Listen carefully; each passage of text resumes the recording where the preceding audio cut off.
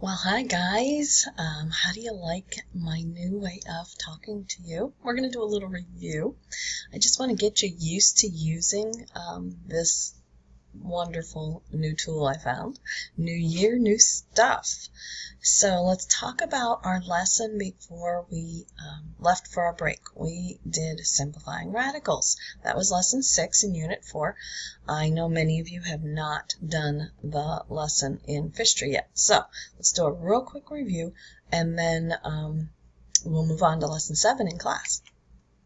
So we did this. Goal was, and here's a radical. This is taking the square root of 20. And as you remember, taking the square root of perfect squares, you get a nice even number. But when we have to take the square root of something, or a cubed root, or whatever root we're looking for, of something that isn't a perfect one, in this case perfect square, we have to know how to simplify it down a little bit further. So what we used is prime factorization. So let's just do a real quick one here, and let's figure out what the factors are of 20. And there are many, right?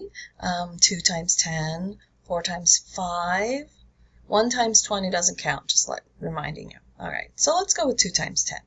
And what we're trying to do is figure out, wear it down, or just work it down till we have just prime numbers multiplying each other to get that number. In our case, this one, 20.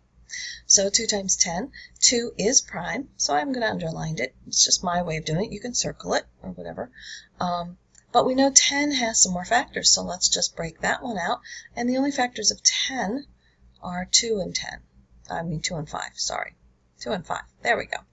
So all the factors of the square root of 20, we can put them under one radical. 2 times 2 times 5.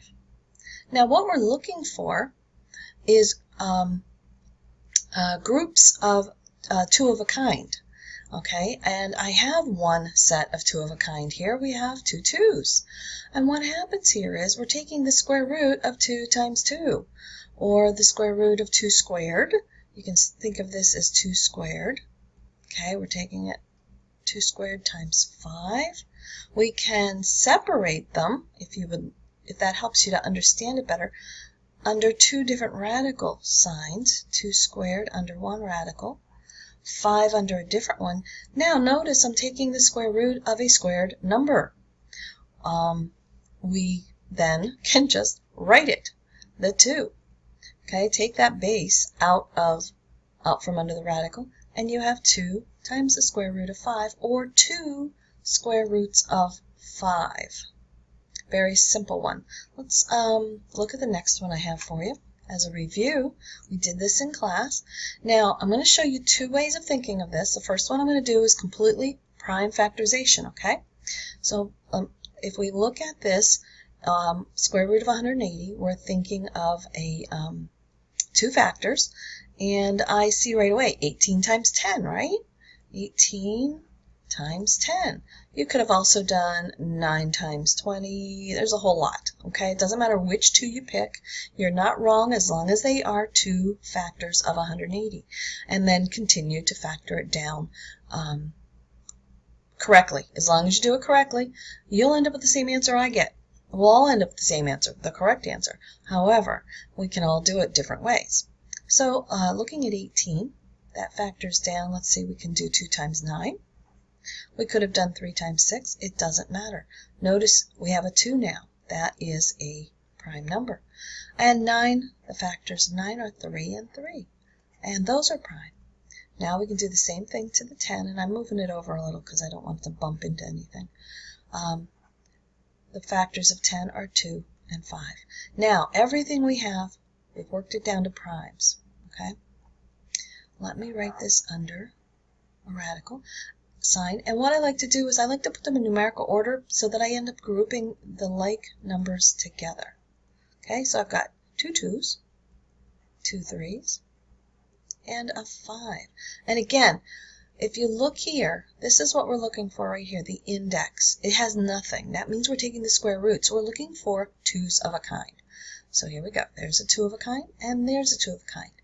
we can pull that number out, both of them in this case. 2 times 3 is what we have out front, and a square root of 5 is under the 5 is under the radical. Now the 2 times 3, we just want to simplify that to a 6, and there's our answer. Now, you know I'm a big one for working smarter, not harder. I'm going to show you guys a shortcut I don't believe I shared with you in class at the time, but I think you might be ready for it. Okay, I'm going to do this again, only this time, think about what we're doing. We're getting the square root. So what we want are perfect squares. Perfect squares. So you need to start looking at your numbers and thinking perfect square. So instead of just factoring to factor, all right, there we go, we're going to do another one over here. Instead of factoring to factor, in fact, you know what, I think I'm going to change the color of that so we see a difference here. There we go. Oops, okay.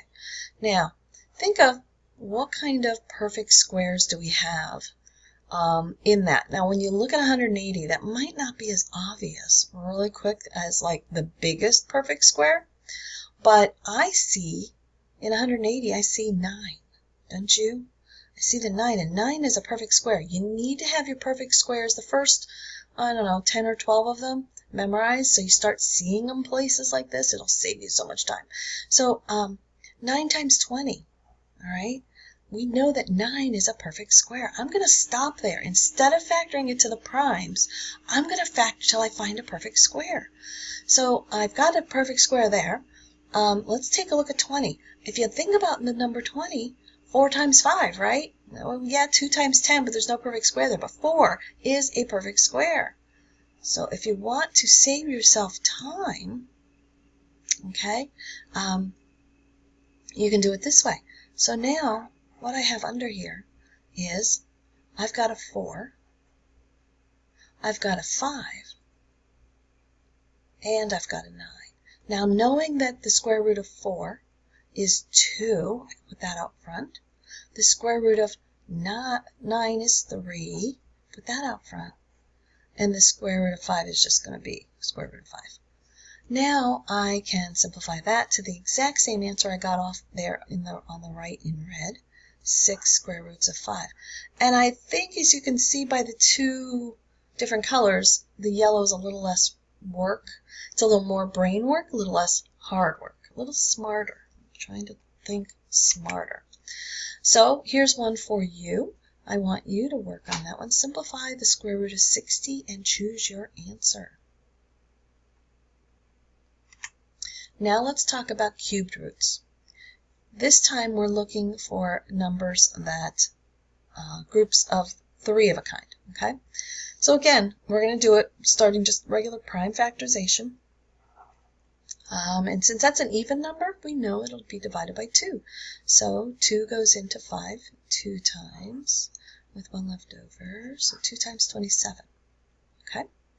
Now, if you've already got your first few cube roots memorized, you could stop right here, like I just showed you. You could stop right there, because 27 is a perfect cube. What is the perfect cube of it? Well, let's see. We're going to continue with the prime.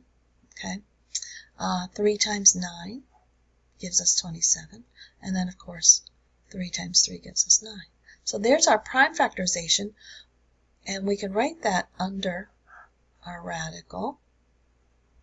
Like I said, I like to start with the smallest number first, and then the next ones. And as you can see, if we do it with prime factorization, we have a group of 3 of a kind. Happens to be a 3. I don't know why I keep doing that to you guys. So I can put the 3 out front. Keep the 2 under there since he doesn't have friends. He's alone. He must stay. And we have 3 times the cube root of 2 as our answer. Now, if you had recognized that 27 was a perfect cube, you could have just jumped right there. You can see on that second line that we could have had our answer right there instead of writing all those other branches down below. And I'm going to skip this one. And I would like you to give this one a try yourselves. And don't forget, guys, we have a, I want you to get your lessons done in Fish Tree.